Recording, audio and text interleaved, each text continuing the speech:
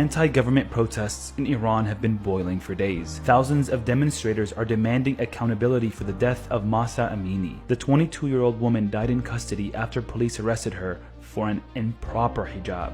Government officials say she had a heart attack and stroke while detained, but her family denies those claims. Her death has unleashed anger over the lack of women's rights and freedom in Iran. We spoke with Suzanne Tahmasbi, an Iranian women's rights activist. Women have been protesting themselves. They've been objecting to the discrimination that they face in Iran for years, for decades.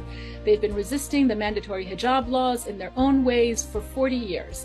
But they've never been able to get public support for their demands in this way. Muslim women around the world choose to wear the hijab. However, in Iran, it's mandatory and violently enforced by the law. Activists say that the protesters have very basic demands. Some of those include holding police accountable, punishment of those responsible. Then they're also asking for the abolishment of mandatory hijab laws, and then also the elimination of control, the violent control that morality police exerts over women's lives. Many Iranian women across the country have burned their hijabs or cut their hair in protest. In November of 2021, Iran passed a law that further constrained women's bodily autonomy. People on the ground are very skeptical that anyone will be held accountable for Amini's death.